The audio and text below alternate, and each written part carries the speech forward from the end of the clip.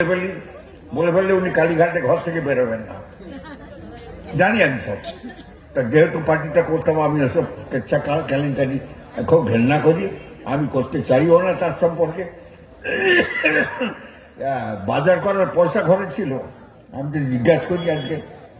আপনারা অনেকে ভাববেন যে একজন বয়স্ক লোক পরনিন্দা কেন করছে, কিন্তু বাংলার মুখ্যমন্ত্রী আমরাই তো করেছিলাম। আজকে গণবস্ত্র হয়ে একেবারে গণবস্ত্র হয়ে আপনাদের কাছে আমি থাকতে পারবো না, আমার দাঁড়াবার শক্তি খুব কমে গেছে। গণবস্ত্র হয়ে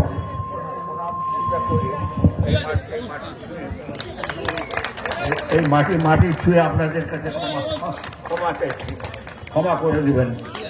একটা ভুল পথে চলে গেলাম এবং সেই ভুল পথে আপনাদের সঙ্গে নিয়ে গেলাম, আপনাদের কিছু আমরা করতে পারলাম আমরা, চোখ থেকে ঠস করে জল পড়ে যায়। এই সমস্ত পরিবার স্বাধীনতা যুদ্ধে আপনারা যা দিয়েছেন, আপনাদের পরিবাররা যা দিয়েছে, ভারতবর্ষে অক্ষরে অক্ষরে লেখা আছে মহাপেটখানায় দিল্লিতে, অন্য কোথাও খুঁজে পাবেন না। উত্তরপ্রদেশের বালিয়া, মহারাষ্ট্রের সাতারা, মহারাষ্ট্রের সাতারা, উত্তরপ্রদেশের বালিয়া, আর আপনার কাঁথি, আপনার মেদিনীপুর, এই জেলা মেদিনীপুর, সব দিয়ে গেছে, কিচ্ছু পাননি আপনারা। এখনো আমি আপনাদের কাছে বলছি, সরকারটা এনে দেন, 26 সালে সরকারটা এনে দেন, আমি বাঁচবো, অনেকদিন বাঁচবো। টেনে দিয়ে আসবো, হর করে টেনে আনবো, হর করে টেনে আনবো, হর করে টেনে আনবো। আমি জানি কোথায় কি করতে হয়, আমি নিয়েছিলাম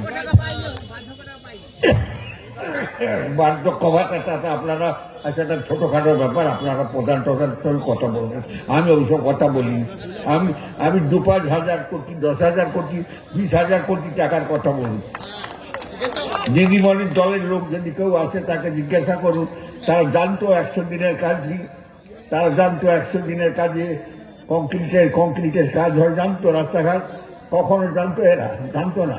ওটা আমার নামে অর্ডার হয়েছিল, আমি অর্ডার করে দিয়েছিলাম।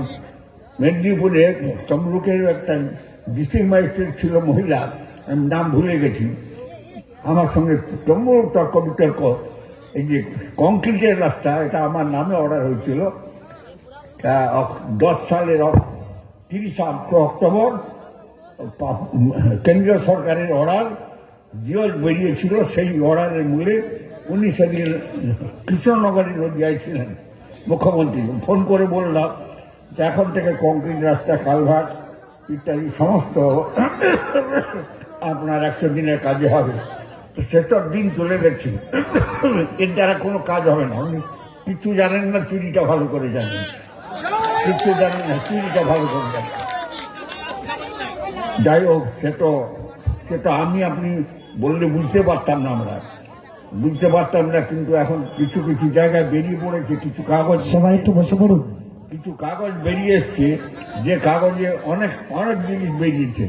যাই হোক, আমি এই পিছনটায় দাঁড়িয়ে ব্রাহ্মণ সন্তান আপনাদের কাছে ক্ষমা চেয়ে নিচ্ছি। আমি ভুল করেছিলাম, আপনাদেরকে সেই পথে চালিত করেছিলাম, আপনারা ক্ষমা করবেন, দয়া করে ক্ষমা করে 26 সালে একবারে পরিষ্কারভাবে আপনার ভারতীয় জনতা পার্টিকে নিয়ে আসুন মোদীজির নেতৃত্বে।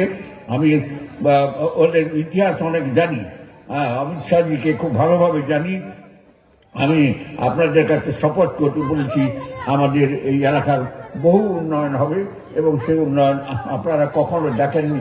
কেউ বলেছেন লক্ষ্মীর ভাণ্ডার, কি বলেছেন বার্ধক্য ভাতা, এসব জিনিস একবারে আর কখনো পাবেন না। বলে দিয়েছে, এমএলএ বলেছে 1000 কোটি টাকা দেনা। আমরা তো নাচতাম ছেলেদের নিয়ে, সিপিএম 2,00,000 কোটি টাকা দেনা, এটা নাচতাম। আর যে 1000 কোটি টাকা দেনা, হিসাব বিকাশ আছে, মাথা খারাপ হয়ে যাবে শুনলে। ওসব কথা ছেড়ে দিন, বড় বড় কথা বলুন। এখানে কি হবে বলুন, আপনার মাটির তলায় কি আছে বলুন। মুখবেড়িয়াতে ওখানে কি তেল পাওয়া যাবে? পেট্রোল ডিজেল পাওয়া যাবে? আমি জিজ্ঞেস করি আপনাদের কাছে, এই মুখবাড়িয়া কেন্দ্র, ভূপতিনগর থানা, এটা তেল আপনার কেরোসিন, পেট্রোল, ডিজেল পাওয়া যাবে ওইখানে? অশোকনগরে পাওয়া যাবে? পাওয়া যাবে। কোটি কোটি টাকার সম্পদ লুকিয়ে আছে। শুধু বালি চুরি করে বিক্রি করলো, কয়লা চুরি করে বিক্রি করলো, জল চুরি করে বিক্রি করছে, কি নেই। তা সেই জন্য আপনাদের কাছে বলি, ছেলেরা চিৎকার করছে চোর চোর বলে। এই কদিনের যে আওয়াজ উঠেছে পশ্চিমবাংলায়, সে আওয়াজ তো আর দোকানে সহ্য করা যায় না, শোনা যায় না, সহ্য করা যায় না। যাই হোক, আমি একটি সন্ধ্যায় অমিত ভাই সহ তার যারা সঙ্গী সাথী যারা জয়েন করলেন তাদের ধন্যবাদ জানাচ্ছি। আর সন্ধ্যায় সকলে এসেছেন। আমি আবার আসবো আপনাদের কাছে মিলিত হব। দুহাত জুড়ে শুধু প্রার্থনা, মঙ্গলময়ের কাছে আপনাদের পরিবার সুখী সমৃদ্ধশালী হোক এবং এই এলাকায় অর্থনৈতিক সমৃদ্ধি লাভ করুক নূতন সরকার 26-এ আসার পরে। এই যে এসআইআর হয়েছে, এসআইআরে অনেকে সার হয়ে গেছে। সার মানে খতে কিছু পাওয়া যায়। এসআইআরে যেমন খত তৈরি হয়ে গেছে তাকে দেওয়ার কোনো কাজ হবে না। ওই এসআইআরে সর্বনাশ হয়ে গেছে, মাথায় হাত দিয়ে বসছে, তিনি আর পাগলের মতো বক্তৃতা করছেন উল্টা পাল্টা। যাই হোক, তার কাজ তিনি করুন, আমাদের কাজ গুছিয়ে তোলা। এই অমিত ভাইটার মতো যারা এখনো দূরে আছে সবকে ধরে টেনে আনা, এবং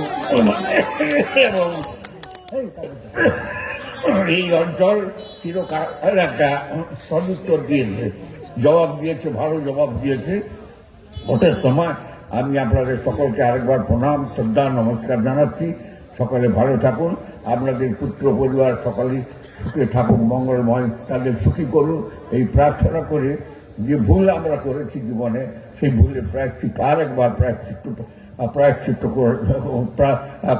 করবার প্রার্থনা করে আপনাদের কাছে ক্ষমা চেয়ে নিয়ে আমি আমার বক্তব্য শেষ করছি।